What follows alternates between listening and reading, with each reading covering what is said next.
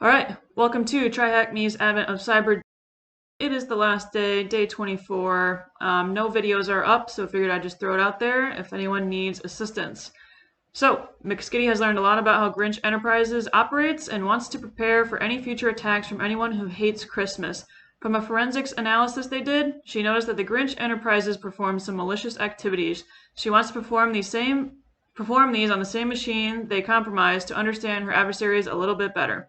Can you follow along and help her prepare for any other attacks?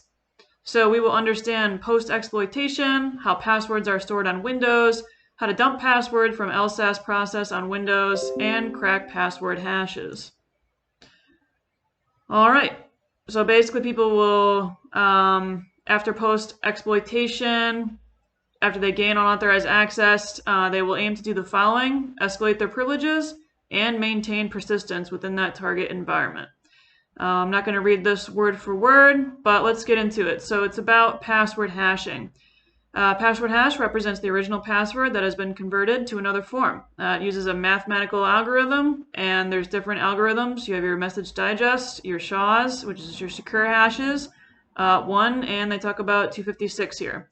So basically it takes your password, performs the mathematical algorithm on it, and outputs it into the hash password.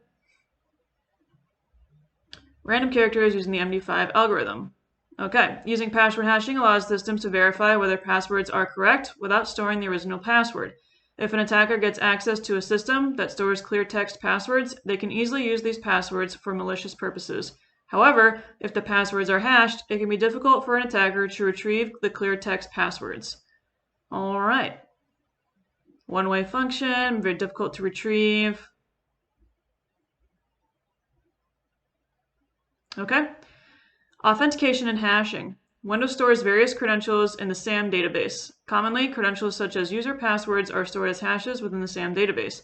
The two most common are LAN Manager and NT-LAN Manager. This one is for more modern Windows systems, and this one is for legacy or older systems. So when a user logs on to a Windows machine, the LSAS process retrieves the user's credentials from the SAM database.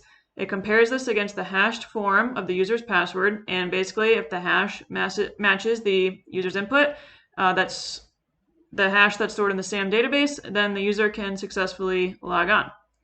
And it will store these credentials in memory. The LSAS process will do that. Okay. Dumping password hashes. Deploy the machine attached to this task and access it. Okay, if you want to RDP to it, you can use those credentials. Additionally, deploy the attack box, which will be used later on in this section of the task. Okay.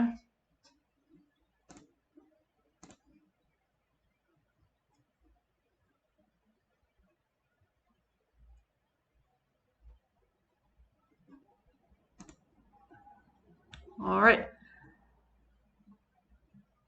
When an attacker gets access to a local Windows system, one of the first things they would do would be to dump the password hashes stored in the LSAS process.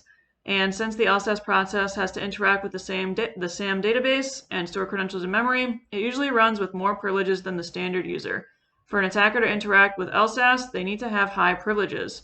So, a standard tool used to retrieve password hashes from memory is Mimikatz.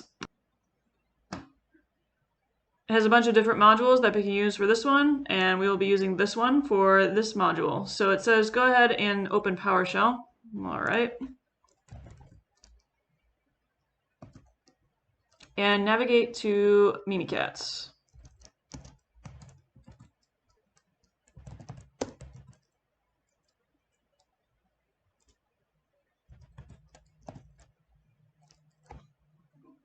Run the Mimikatz program.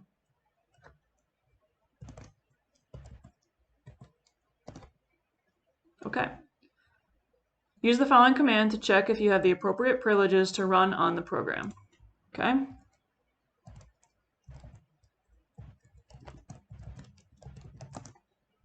And we do. Okay. And then we're going to dump the passwords using this module for Mimikatz and the logon passwords function to extract the credentials for currently logged in users. So we can go ahead and use this module.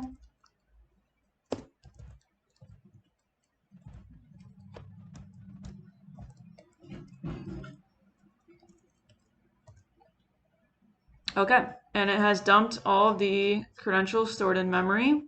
And if we scroll to the top,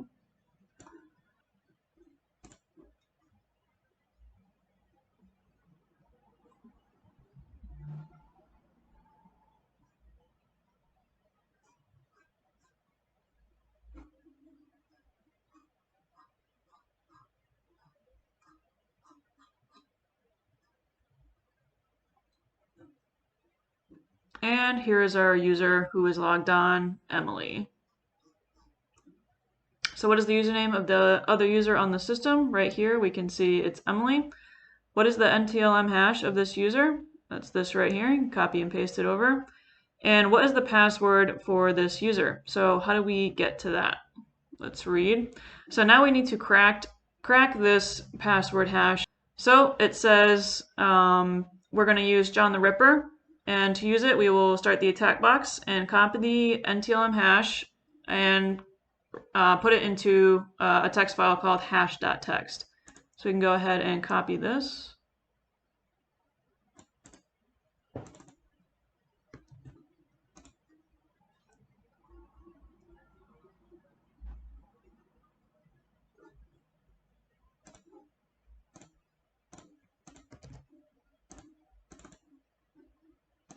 Well, we have to make it into a file. Sorry. Just going to put it on the desktop. Call it hash.txt. And we can put the NTLM hash in here. Save it. Okay, and then we are going to run John the Ripper on it. So I'm just going to literally copy this because I am too lazy to type it out.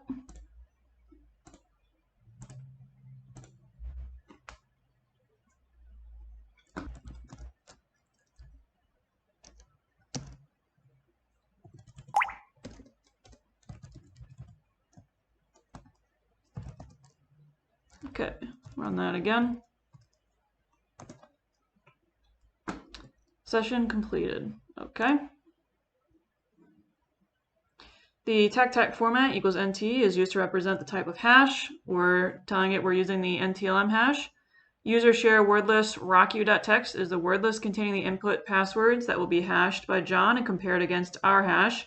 And that is our file name, hash.txt. And TAC POT output.txt represents the output file that the clear text retrieved password will be stored in. So if we just cat output.txt, it says here, if you cat it, the command to read the correct password will be in the format of hash type. So right there we see NT, password, TAC hash, and then colon recovered password. So this is the recovered password right there.